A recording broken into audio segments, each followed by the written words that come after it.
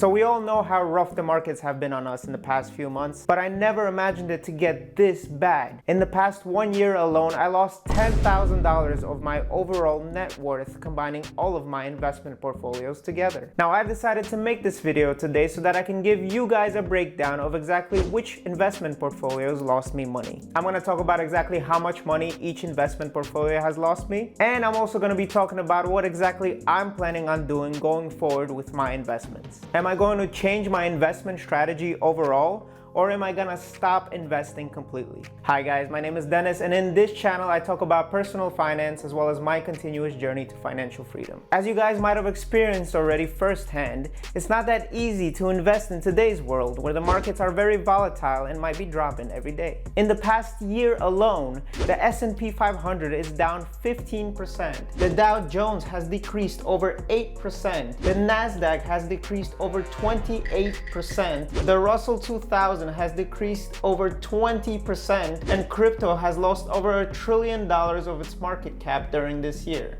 You guys also know that inflation has persisted at its all-time highs in the past few months, and the housing market has seen a major slowdown, with mortgage rates skyrocketing to almost 7% in October. Now, as you might be aware already, all of these drops in the market create a fear of a global recession in early 2023. But honestly guys, in my opinion, I think that we're already in a recession in today's economy. Now, all of these drops that I mentioned to you guys have devastated my investment portfolios, and it showed me lower numbers than I've ever seen before in all of my accounts. Now, in the past 1 year alone, my Robinhood portfolio dropped over 16% with a loss of over $2,000. I also have a crypto portfolio with Coinbase that at its peak had $13,000 in it. But if you look at my crypto portfolio now, I have a little less than $5,000 in it. This makes it a total of almost $8,000 loss in crypto alone. Now, if you take the losses from my Robinhood portfolio and combine it with my losses from my Coinbase portfolio, this together comes out to around $10,000 of loss in my net worth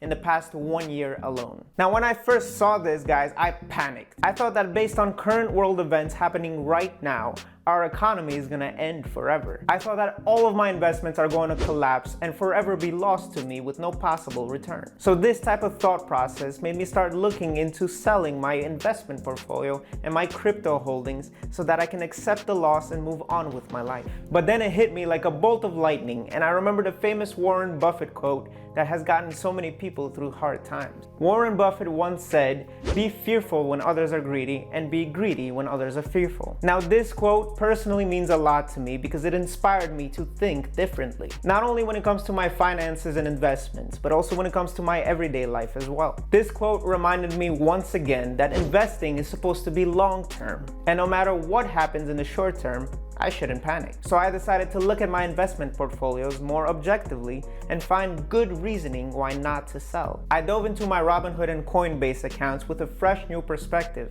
and this made me see things much differently than before. When you look into my Robinhood portfolio overall, instead of the 1 year basis, you can see that I'm still up around 2%. Now, this is mostly because most of my investments are actually dividend investments, which pay me for every stock that I own. Now, as you guys saw just now, my dividend investments have outperformed the drop in the market over the course of the short few years that I was investing. This dividend income has allowed me to stay up in my overall investments, even though without the dividends I would have been down right now. Now, I know what you guys might be feeling with your own personal portfolios right now, but I feel like I lost a couple of years of progress with my portfolio. But then I think about that quote one more time, and I remembered that investing is a long-term process. And now when you put my Robinhood portfolio down and you actually look at my Coinbase portfolio, I remember that I got most of my crypto by mining it, and that my initial investment into crypto and mining was not that high. In total, I spent around $3,000 across all of the Bitcoin and Ethereum that I own. And these $3,000 that I spent to get this crypto is actually still less than what I have in my account